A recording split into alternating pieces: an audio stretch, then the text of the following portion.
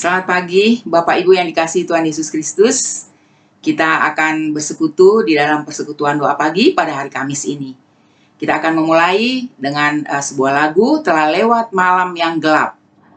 Telah lewat malam yang gelap, datang hari yang cerah, dan rasa takut pun lenyap, jiwaku bersukalah.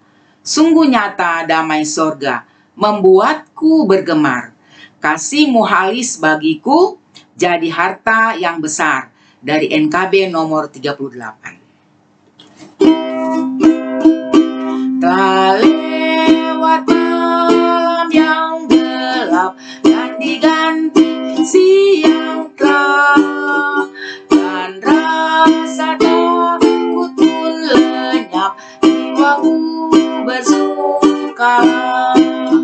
Sungguh nyata damai sorga, membuatku bergema.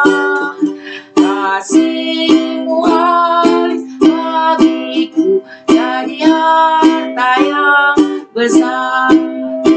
Meski berliku jalanku, dan bahaya ku tempuh, tetaplah sukacitaku, karena Yesus panduku. Sungguh nyata damai sorga, membuatku bergema. Kasih-Mu halis bagiku, jadi harta yang besar. Mari kita bersatu di dalam doa. Kami bersyukur malam yang gelap telah lewat ya Bapa, dan ada hari yang cerah untuk kami. Kami bersyukur karena pada saat ini kami beroleh kesempatan dari Tuhan untuk dapat bersama-sama bersekutu di dalam persekutuan doa pagi. Kiranya Tuhan yang mengurapi kami seorang demi seorang, dan Tuhan yang mempersekutukan kami dari tempat yang berjauhan sekalipun, memberkati kami dengan firman yang akan kami dengarkan sebentar lewat hamba-Mu. Biarlah Bapa, kami boleh mengalami perjumpaan dengan Engkau. Kami boleh semakin mengerti akan kehendak Tuhan, sehingga di dalam setiap perilaku kami, tetapi juga di dalam doa-doa permohonan kami tahu apa yang harus kami lakukan dan apa yang harus kami sampaikan kepadamu. Bapa, kiranya Engkau berkenan memimpin kami di dalam persekutuan ini. Dalam nama Tuhan Yesus Kristus kami berdoa. Amin. Bapak Ibu yang dikasihi Tuhan Yesus Kristus, pada persekutuan doa kali ini kita akan dituntun oleh firman Tuhan yang diambil dari surat 1 Yohanes pasal 5, surat 1 Yohanes pasal 5 ayat 13 sampai ayat 15. Demikian firman Tuhan. Semuanya itu kutuliskan kepada kamu, supaya kamu yang percaya kepada nama Anak Allah tahu bahwa kamu memiliki hidup yang kekal.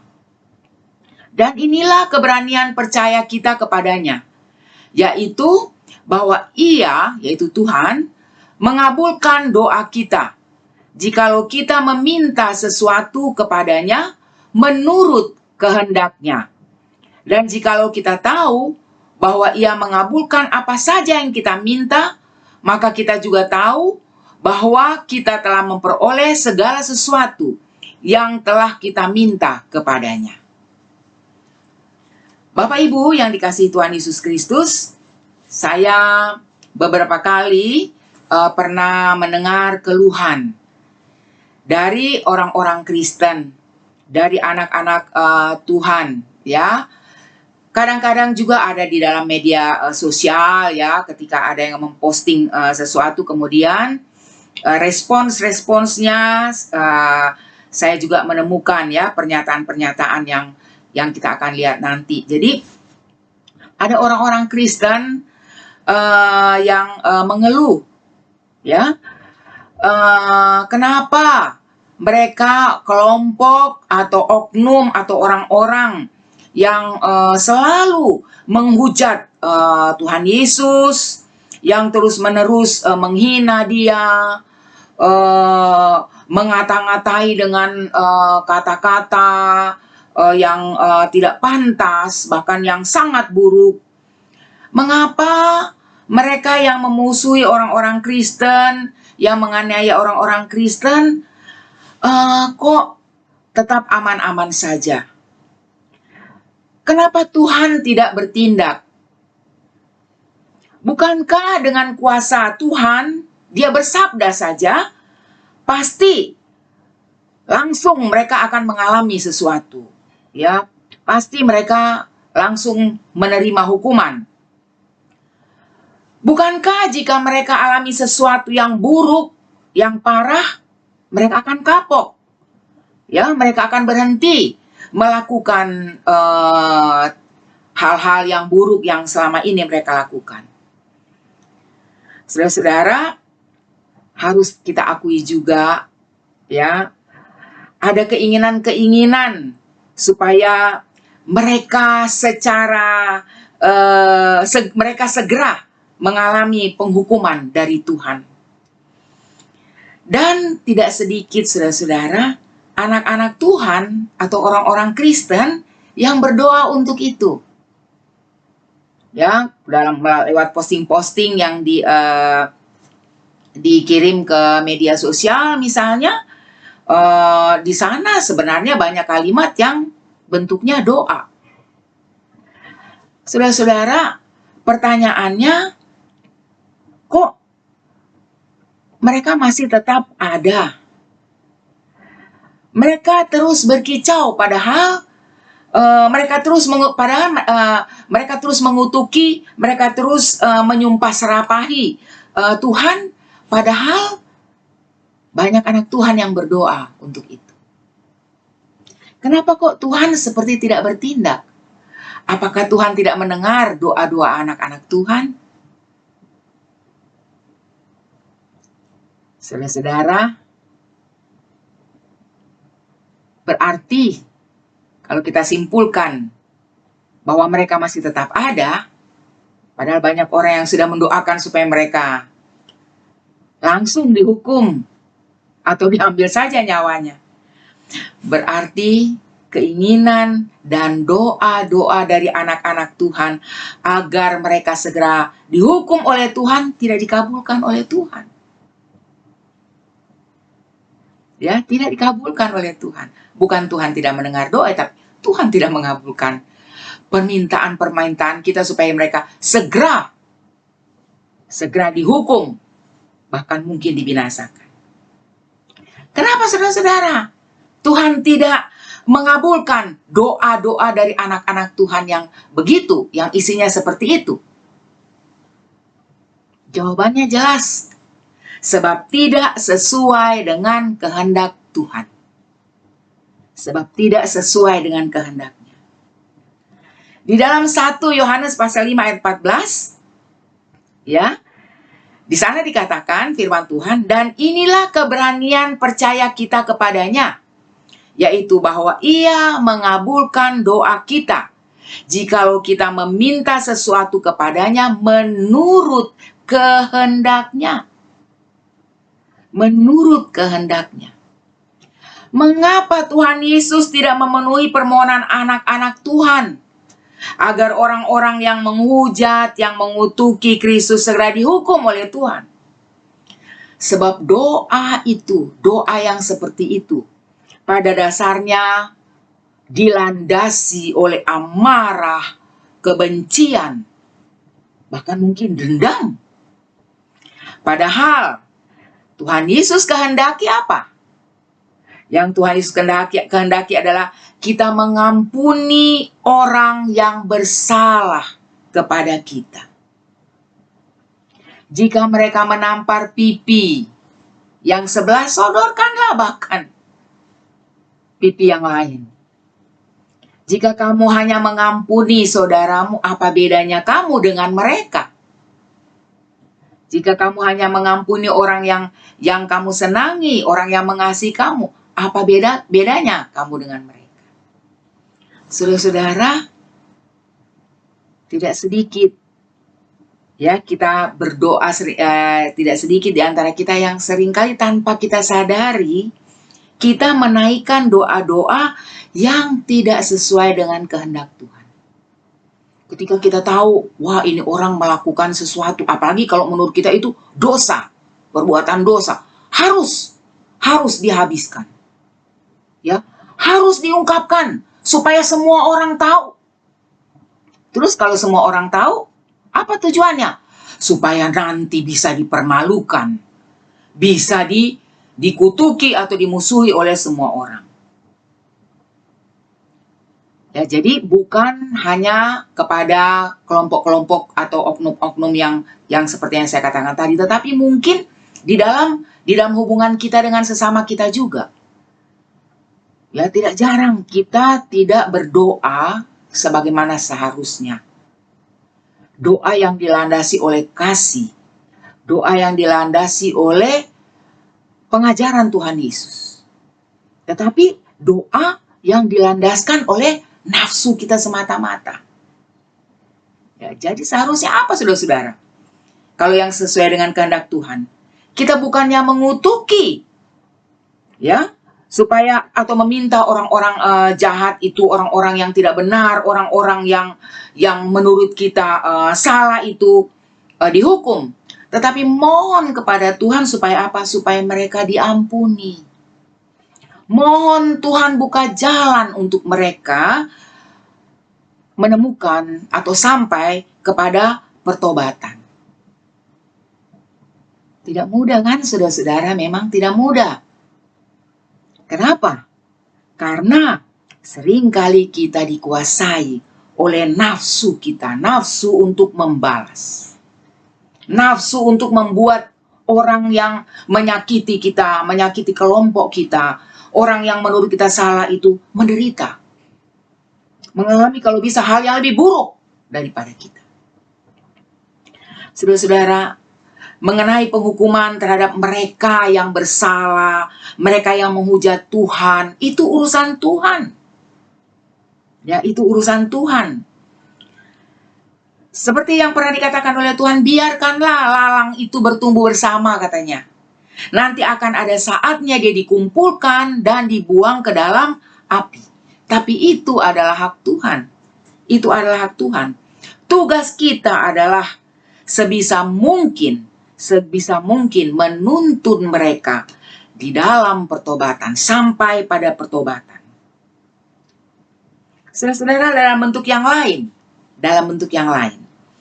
Ada anak-anak Tuhan yang kecewa. Ya, ada anak-anak Tuhan yang kecewa sebab merasa bahwa Tuhan tidak mengabulkan permohonan yang sudah diungkapkannya di dalam doa-doanya. Misalnya, ketika mulai usaha sudah minta Tuhan bukakan jalan sukses. Tetapi kok merasa yang diperoleh mengecewakan. Tidak sebanyak yang diharapkan. Ya, sudah undang pendeta yang hebat ya, untuk mendoakan. Kok hasilnya ya tidak berlipat ganda sebagaimana yang diharapkan, sebagaimana yang diminta. Saudara-saudara, sesuai kehendak Tuhan. Apa yang Tuhan kehendaki? Mintalah yang secukupnya. Mintalah yang secukupnya. Jika dengan rendah hati kita minta yang cukup saja kepada Tuhan, maka pasti syukur dan sukacita kepada Tuhan akan berlimpah-limpah. Sebab biasanya saudara-saudara, ketika kita berusaha, maka Tuhan beri kepada kita lebih dari sekedar cukup. Kalau kita memang sudah berusaha.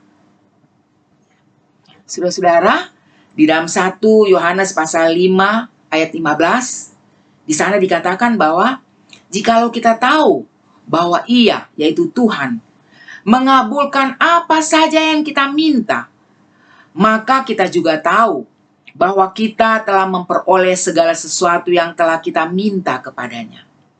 Tentu saja, apa saja yang telah kita minta yang sesuai dengan kehendak Tuhan, yang memang pantas, yang memang Tuhan berkenan kita memintanya, kita menerimanya. Dan itu tidak dapat kita hitung jumlahnya, saudara-saudara, sepanjang hidup kita. Ya, ada banyak hal yang mungkin kita tidak peroleh, ada banyak hal yang mungkin tidak kita peroleh atau tidak dikabulkan oleh Tuhan. Memang mungkin. Apabila kita mengerti firman Tuhan di dalam 1 Yohanes ini, maka kita sadar bahwa tentu hal-hal yang tidak dikabulkan Tuhan itu tidak sesuai dengan kehendaknya. Tetapi yang dikabulkan oleh Tuhan jauh lebih banyak daripada yang tidak dikabulkan. Kecuali kalau memang semua tidak dikabulkan, berarti kita mesti introspeksi diri kita. Kita betul-betul belum memiliki pengenalan, belum tahu apa yang menjadi kehendak Tuhan. Kita cuma meminta apa yang kita mau, apa yang sesuai dengan nafsu kita saja, apa yang menurut kita baik, tetapi menurut kita. Saudara-saudara, seperti yang saya katakan tadi, apabila semua yang kita minta tidak dikabulkan, tetapi kenyataannya apa seperti itu? Apakah seperti itu? Saya rasa kita semua harus mengakui ada banyak hal yang bahkan kita nggak minta Tuhan kasih. Ada banyak hal yang belum terucap dengan mulut kita untuk memintanya, sudah diberikan oleh Tuhan.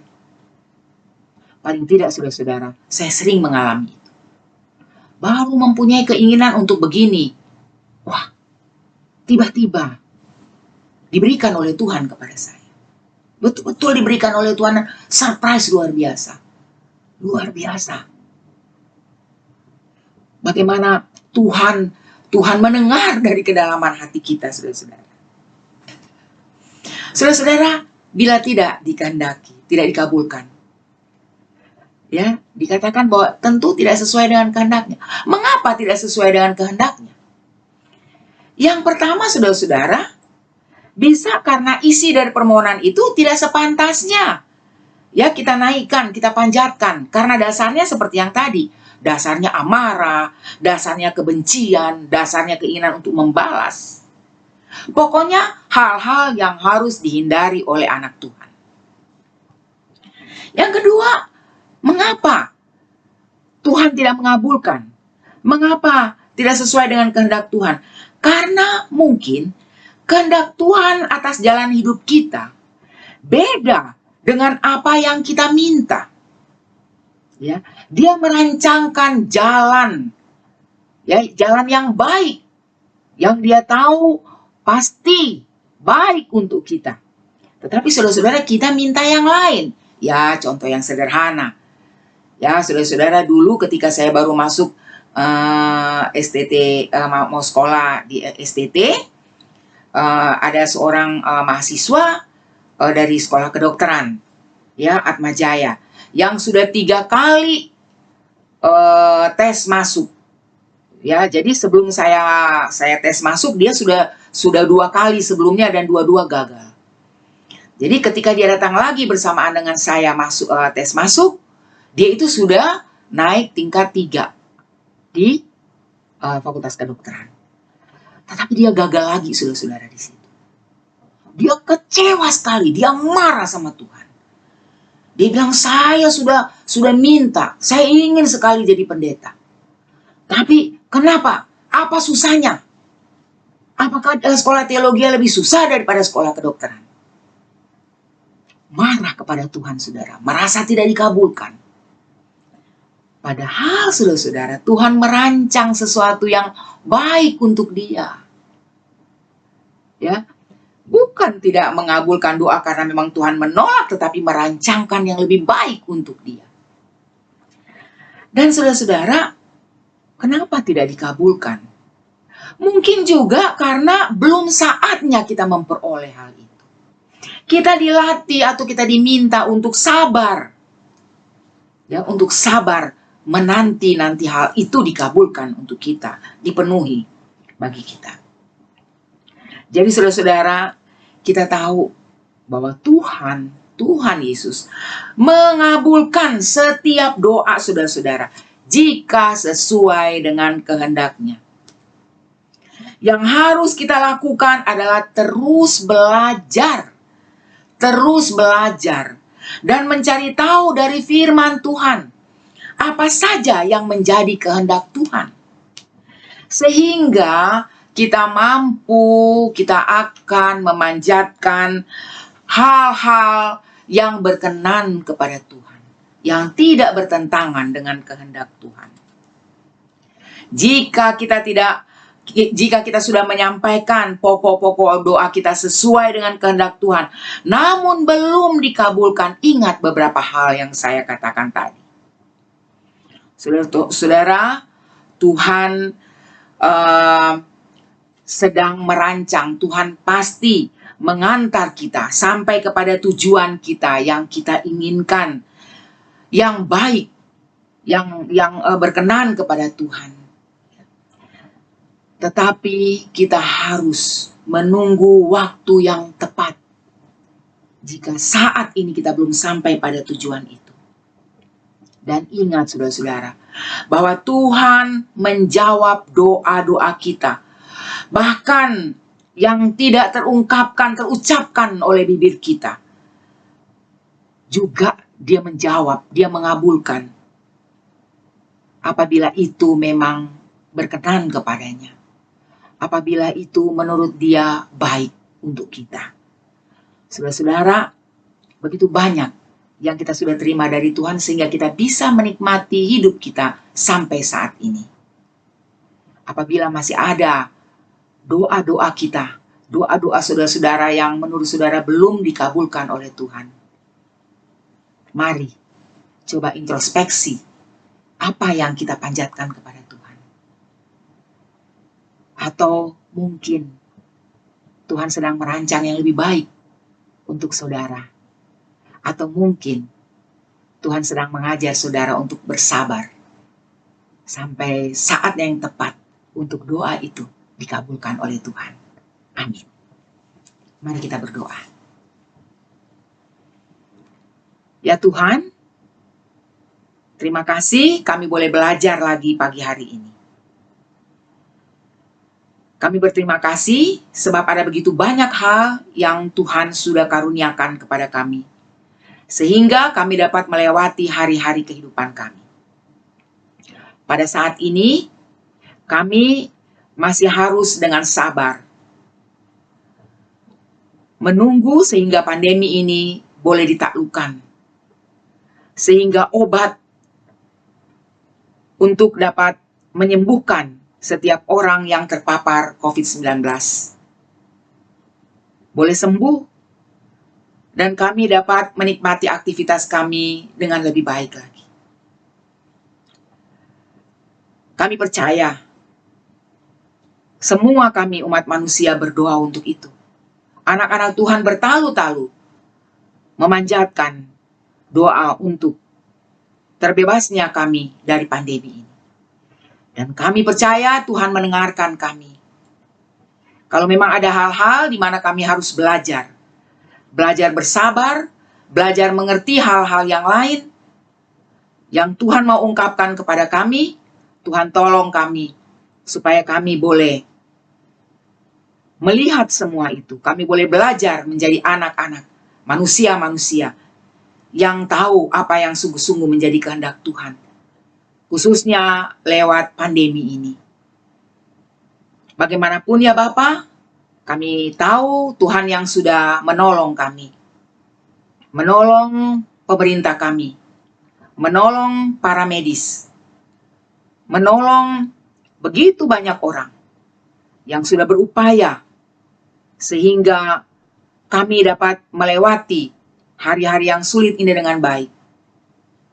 Biarlah Tuhan, kami terus memanjatkan kepadamu permohonan kami akan pertolongan Tuhan bagi pemerintah kami, bagi para tenaga medis, bagi tenaga ahli, dan semua orang yang terlibat di dalam berusaha menyelesaikan kesulitan ini.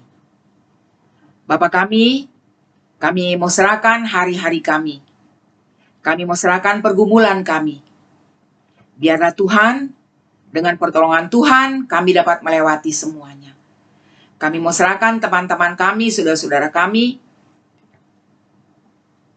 Mungkin mereka dalam keadaan sakit, dalam keadaan lemah tubuh. Kami percaya Tuhan menolong tepat pada waktunya. Tuhan akan buka jalan untuk mendapatkan pengobatan dan perawatan yang baik.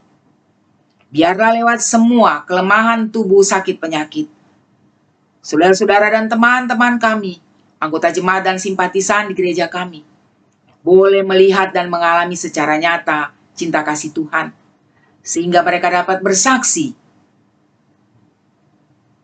dan terus bersandar kepadamu saja. Bapa kami, terima kasih untuk persekutuan kali ini.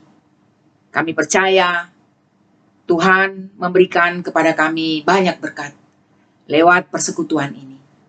Biarlah dengan kuat kuasa Tuhan, kami akan melanjutkan kehidupan kami dan aktivitas kami hari ini.